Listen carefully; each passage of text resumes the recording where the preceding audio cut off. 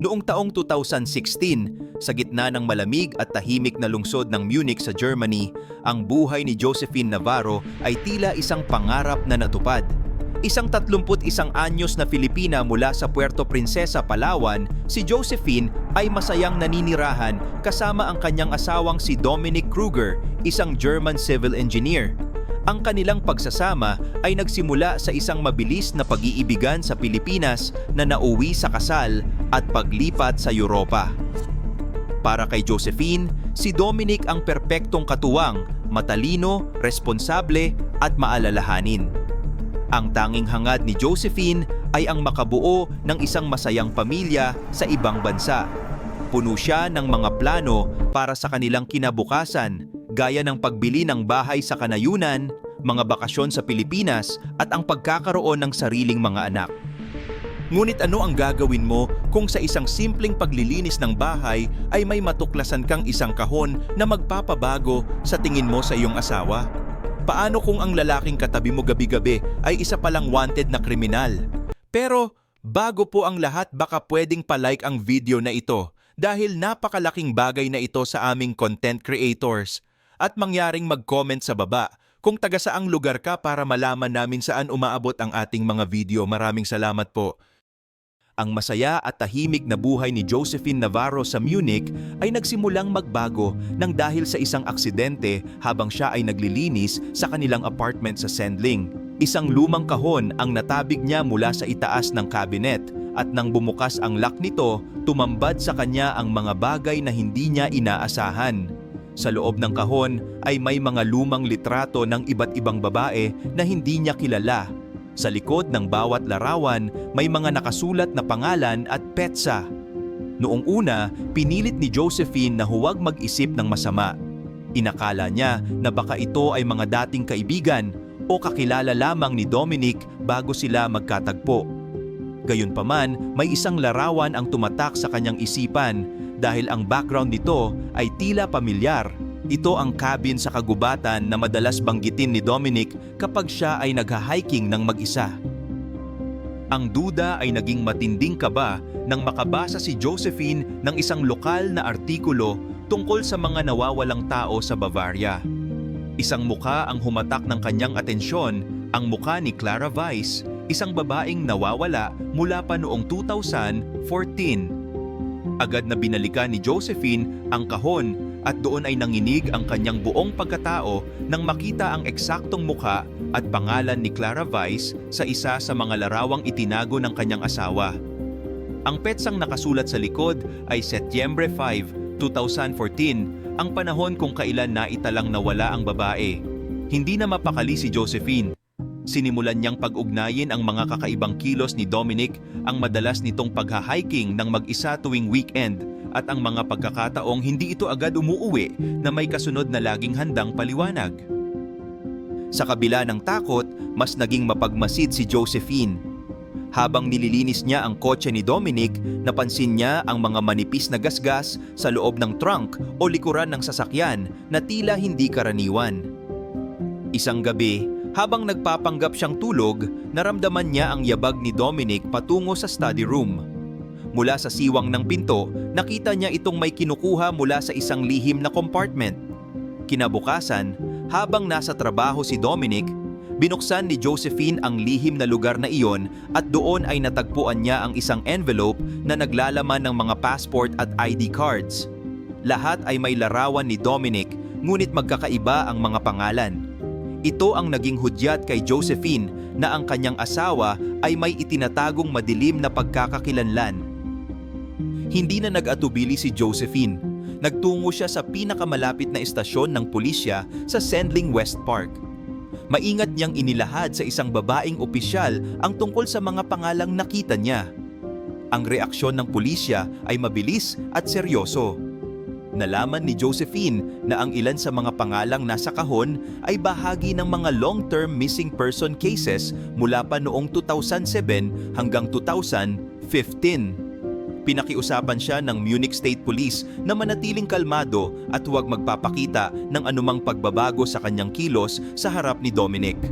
Sa loob ng ilang araw, ang kanilang apartment ay palihim na binantayan ng mga hindi unipormadong pulis para sa kaligtasan ni Josephine. Nagpatuloy ang investigasyon hanggang sa magkaroon ng sapat na ebidensya ang mga autoridad para sa isang search warrant.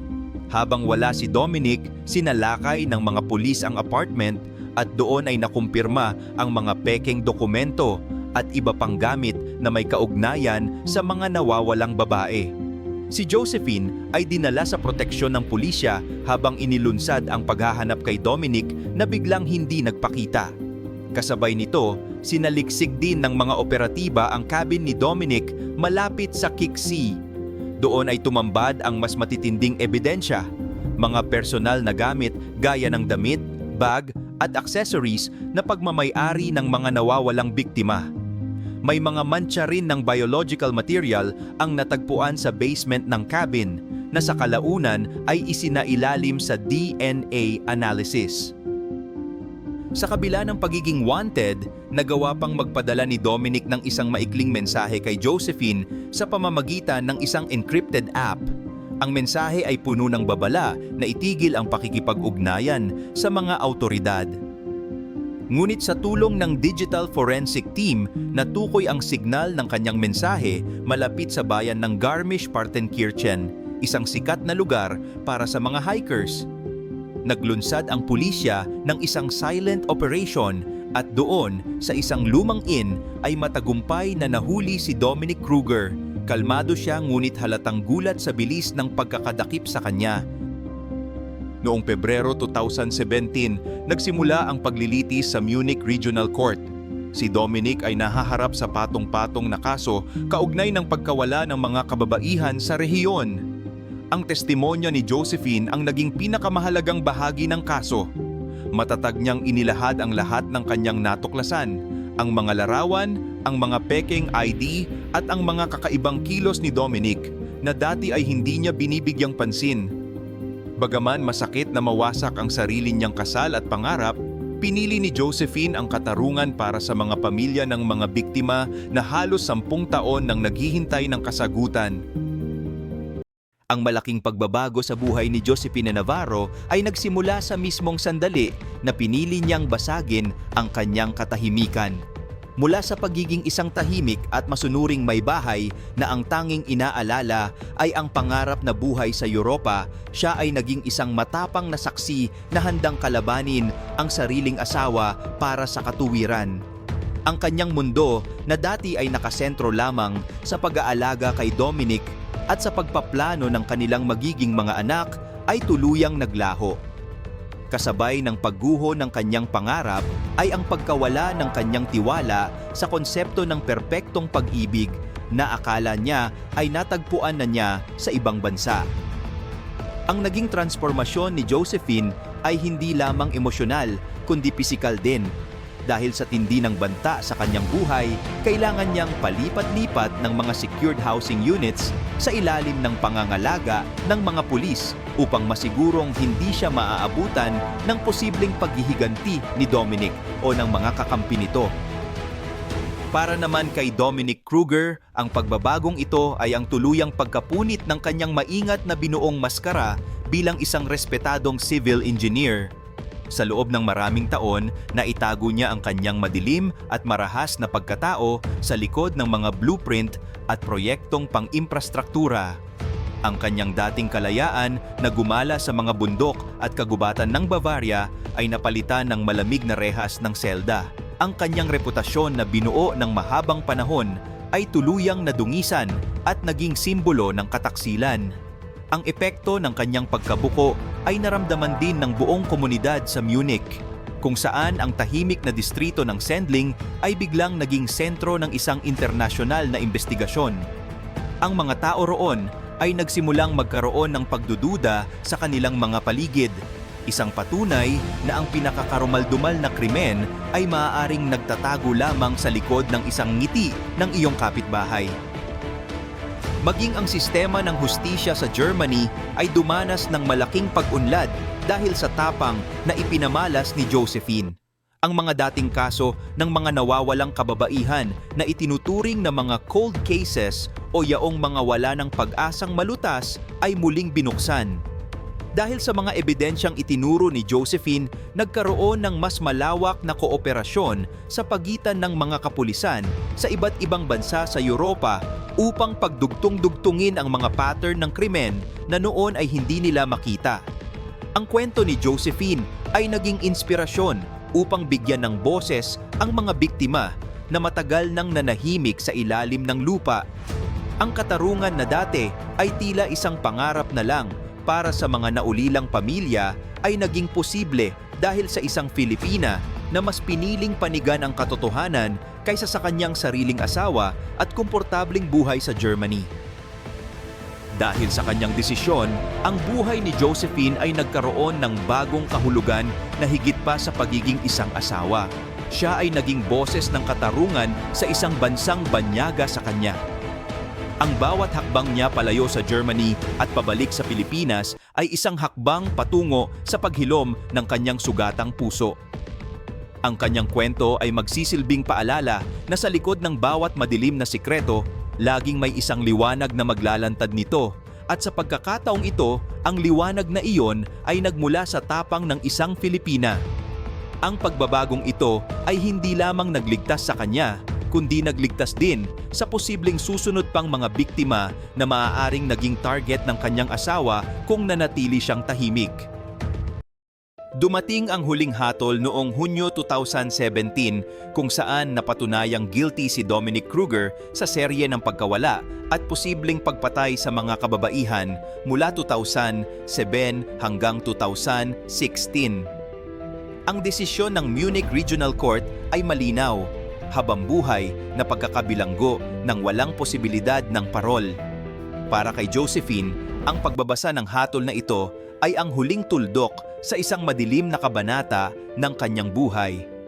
Nakita niya ang mga pamilya ng mga biktima na lumuluha sa katuwaan at pasasalamat, mga taong sa wakas ay makakakuha na ng closure pagkatapos ng maraming taon ng paghihintay.